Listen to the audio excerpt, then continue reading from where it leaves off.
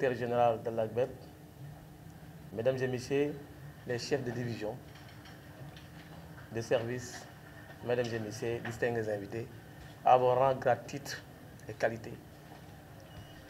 C'est avec un immense honneur que je prends la parole aujourd'hui à l'occasion de cet atelier consacré à l'examen et aux discussions autour du projet de décret abrogeant et remplaçant le décret numéro 2011-657 du 1er juin 2011 portant création, organisation et fonctionnement de l'ACBEP et la présentation du nouvel organigramme ainsi que sa note conceptuelle.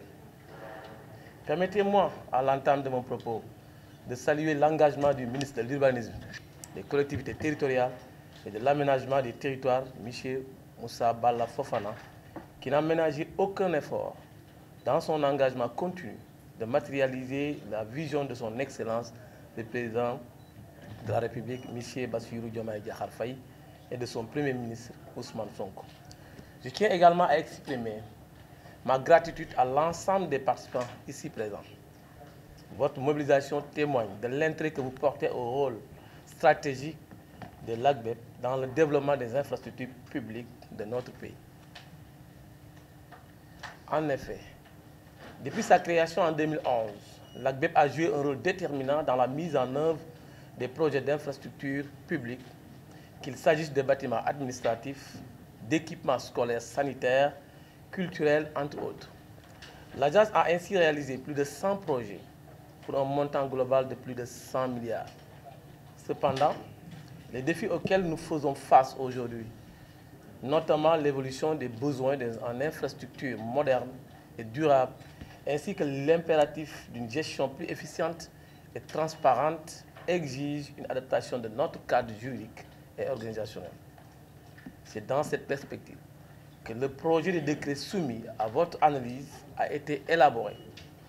L'objectif principal est de doter l'ACBEP d'un cadre juridique et organisationnel renforcé, à même de lui permettre de répondre aux attentes croissantes de pouvoir public des citoyens. Ce projet vise à clarifier les missions de l'agence, à optimiser les méthodes de travail et à préciser les règles de gouvernance pour une meilleure réduction des comptes et pour une meilleure rationalisation des crédits de l'État. Mesdames et messieurs, le décret a été un outil de 2011, structurant, mais le contexte actuel nous oblige à aller plus loin.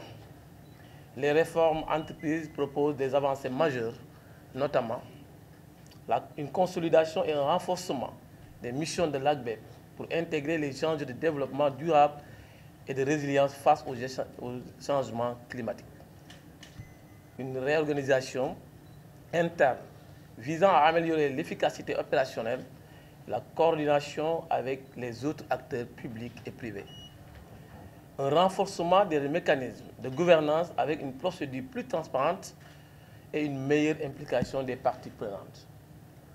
Ces changements, nous en sommes convaincus, permettront à l'ACBEP de devenir un acteur encore plus performant et stratégique au service du développement national. Cependant, la réussite de cette réforme repose sur un dialogue constructif et inclusif. C'est pourquoi vos contributions lors de cet atelier seront essentielles. Je vous invite dès lors à examiner avec attention le projet de décret et à formuler les propositions concrètes pour l'améliorer. Permettez-moi de réaffirmer l'engagement de la direction générale de l'ACBEP et de ses équipes à travailler avec diligence et transparence pour concrétiser cette vision. Ensemble, nous pouvons faire de l'agence un modèle de rigueur, d'innovation et d'excellence. Mesdames et messieurs, je voudrais en réitérant mes remerciements à chacun d'entre vous pour votre dévouement et votre implication. Que cet atelier soit un succès et qu'il marque une étape importante dans le renouveau de l'ACBEP. Je vous remercie.